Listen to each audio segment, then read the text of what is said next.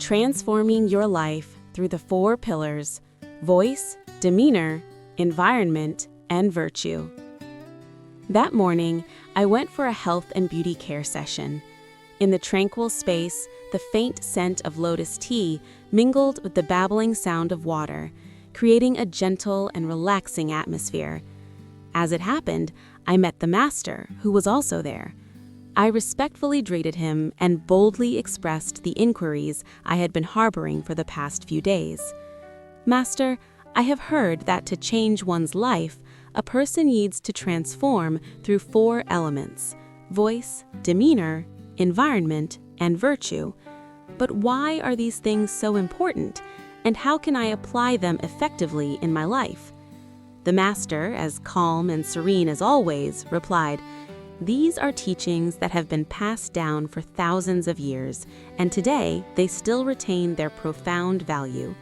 He gently asked me, "Do you know that sound is the primal energy that creates harmony in all things? Words are not just a means of communication, but also seeds sown into the minds of others and your own mind. What do you think about this?" I thought for a moment and answered, "Yes. I see that words can make others immensely happy, but words can also cause them deep pain." The master nodded. "Exactly. In ancient times, the sages taught, before speaking, let your words pass through 3 gates: truth, kindness, and necessity. In Buddhism, the karma of speech is considered one of the heaviest karmas, because a single word can cause suffering not only to the listener, but also to the speaker. If you want to change your life, start by changing your voice, the very words you speak. Words that bring joy, faith, hope, wisdom, praise, encouragement, construction, and affirmation constitute the generosity of words. This is the beginning of all transformation." He looked deeply into my eyes and asked further, "Do you think physical appearance determines one's destiny?" I hesitated. "Well, I think appearance is important, but it's probably not everything." The master continued, "True. Physical appearance is the external manifestation of the inner self. Appearance arises from the mind, circumstances shift according to the mind, meaning one's demeanor reflects their soul. When the mind is peaceful, tolerant, and filled with appreciation and gratitude, the appearance naturally becomes harmonious, and the aura naturally becomes attractive. If you meet someone, smile at them. Let your eyes hold love, tolerance, and see their good qualities. That is the generosity of facial expression and the generosity of the eyes. Giving through such smiles and gazes is the secret to winning people's hearts and changing your destiny." I felt as if my mind were enlightened, continuing to listen to his sharing.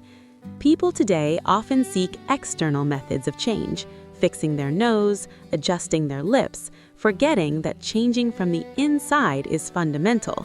When you exercise for your health, improve your posture in standing, walking, and sitting, and nourish your soul, you will see a massive transformation.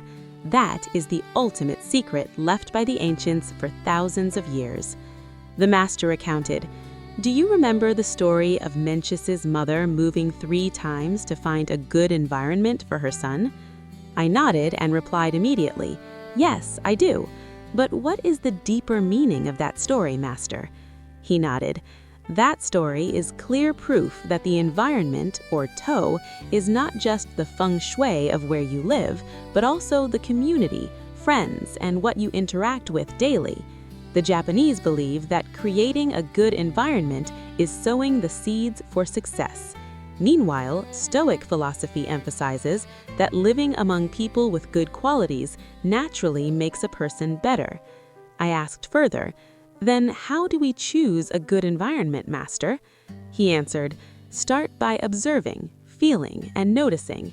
An environment where everyone loves to live, a place that brings joy, faith, hope, wisdom, appreciation and gratitude, love, tolerance, humility, and truthfulness. a place where you have thousands of parents and thousands of children sharing the same language, the same consensus, walking the same path, helping your family legacy develop holistically. If the answer is yes, that is the right place for you. But remember, the environment is not just a place you go to, it is also the energy you bring to that place. I was overwhelmed with realization for a moment, tears welling up, feeling truly blessed to be living in such an environment. The master took a sip of tea, his voice contemplative. The important thing is to accumulate merit and virtue so that your inner state remains balanced and oriented toward the light. I felt as if I had found the direction for my life and asked emotionally, "How can I accumulate merit and virtue, Master?" He spoke gently.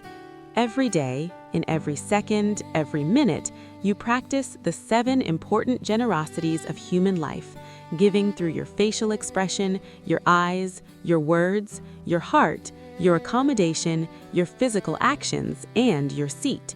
You must deeply understand your karmic destiny, grasping the operating principles of the subconscious mind. This is the true key to transforming your life, which we will discuss on another occasion. Remember this: life is a symphony, and voice, demeanor, environment, and virtue are like the 4 main notes. When you adjust your words so your voice becomes soothing, when you cultivate yourself so your demeanor becomes harmonious, when you choose a positive environment, and when you know how to accumulate merit and virtue, that is when you are writing a new piece of music that transforms your very life. Remember, change is not some grandiose thing. It begins with small realizations from simple daily actions. And with just one small change, you can open up an entirely new future.